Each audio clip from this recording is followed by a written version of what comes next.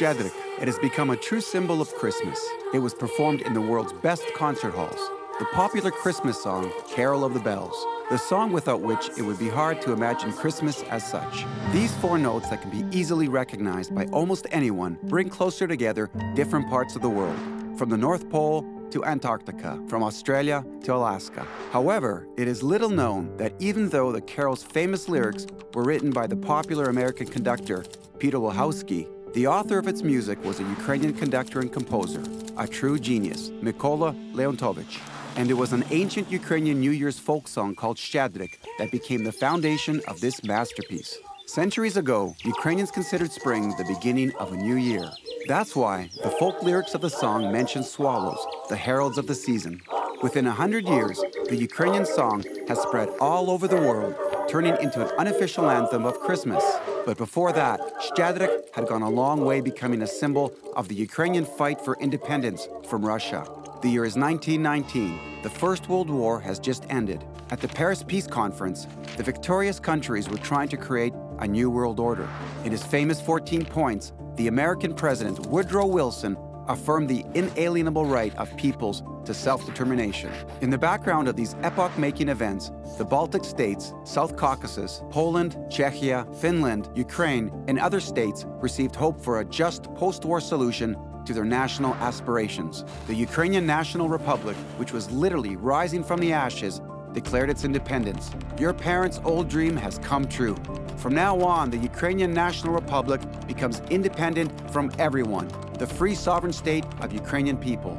But the major countries in Europe and America did not share the enthusiasm of Ukrainians. And that was exploited by the proficient Russian propaganda machine that was trying hard to convince the world that Ukraine didn't exist.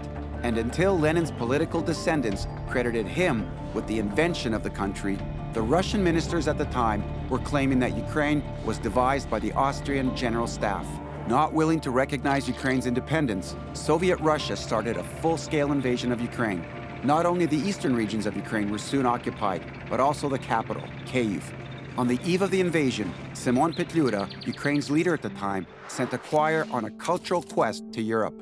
Just as in today's events, while struggling to match the military power of the opponent, Ukraine realized that the only chance to survive as a country is to win the information war and to recruit the countries of Europe to support Ukraine. So, while realizing the significance of the threat, Symon Petliura began to look for ways to remind the world that Ukraine had not only existed for a long time, but it had also done so separately from Russia. It's not a common fact that Petliura, just as Volodymyr Zelensky many years after him, had an artistic background. Before the war, the head of state and commander-in-chief of the Ukrainian army was an art critic, theater reviewer, and columnist for theater premieres.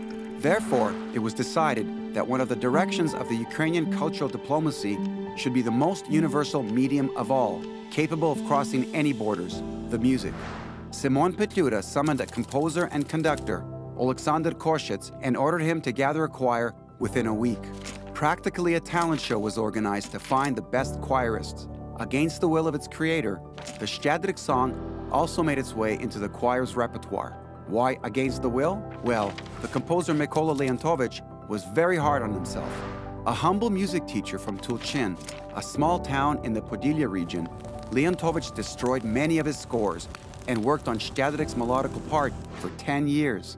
And yet, the song set off around the world like a swallow.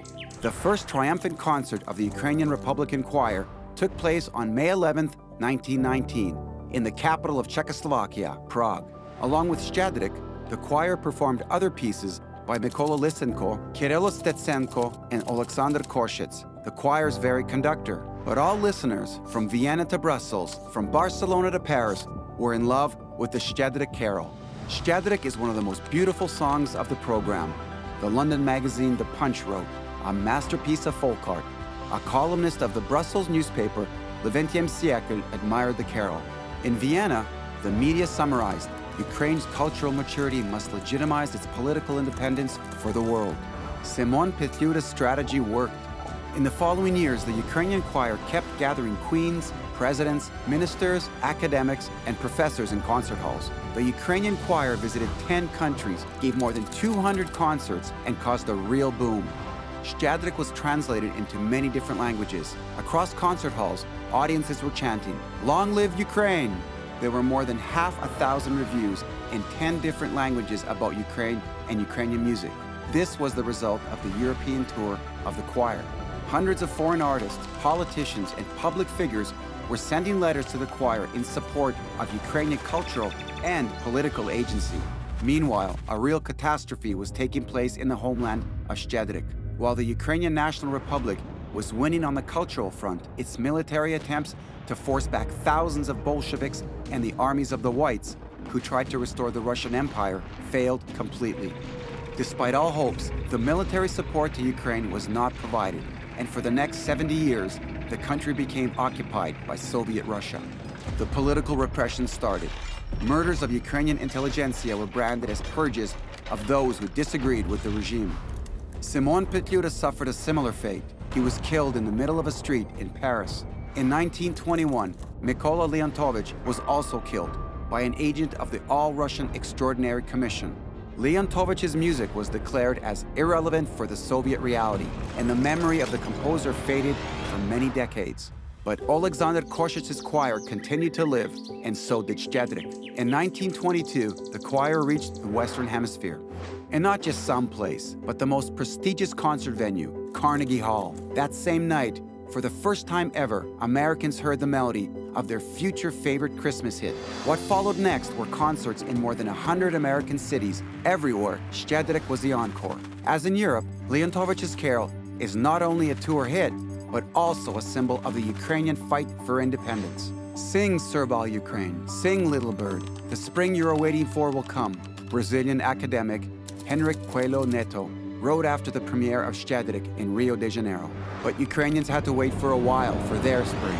Russian winter was reigning on their land. The Kremlin was continuing to erase Ukrainian intelligentsia, starve Ukrainian peasants, and consistently destroying anything that could remind the world of Ukraine. However, Щедrik preserved the memory of its homeland. In 1936, the American composer and conductor of Ukrainian descent, Peter J. Wilhowsky, added Щедrik to the repertoire of his school choir and presented the song on the popular NBC radio show. After the premiere, American music teachers bombarded Wilhowsky with requests to send the sheet music of Щедrik. In November 1936, he published the song in the New York music publisher Carl Fisher Music, calling it Carol of the Bells. In the score, he notes, "This is a Ukrainian Christmas carol, music by Mykola Leontovich, lyrics and arrangement by Peter Wilhowsky." That's how a Ukrainian swallow turned into American bells, and Щедrik became Carol of the Bells. The melody of Mykola Leontovich first became a Christmas anthem in the US and later in the entire world. To this tune, people play basketball, make movies, celebrate Christmas, and make content for TikTok. In the UK, Щедrik is sometimes called the New Year's Serenade. In Latin America, a song of great magic, and in Canada, a newly discovered sphinx. Why did the work of the Ukrainian composer become so popular? This melody is timeless. It spans from the times of paganism, when the surrounding nature was a source of people's inspiration, to the era of American Hollywood. It graced box office hits such as Harry Potter, Die Hard, The Immortal Simpsons, and many, many more. Even among Ukrainians, very few people knew about the true origin of this masterpiece and its important cultural and political mission. Many heard the song for the first time in the Home Alone movie, released in 1990. For almost a century, Щедrik lived across the Atlantic, where the song became a Christmas anthem, uniting people in their faith. 100 years later, a missile of those same Russian occupiers hit a residential building in Kyiv, located on Alexander Koshit Street. Russia is attempting to replay its absurd record about denazification and the lack of grounds for Ukrainian statehood. But this time, the world has no doubts in Ukraine's sovereignty, owing, among other things, to Щедрik's contribution a century ago. The foundation of cultural diplomacy created by Simon Petliura remains a pillar for today's successes. Ukrainian songs and culture in general continue bringing new victories that enforce and supplement gains in other areas, diplomatic and military, to help Ukrainians defend their home and secure the main victory, the victory of life over death, freedom's triumph over subjugation.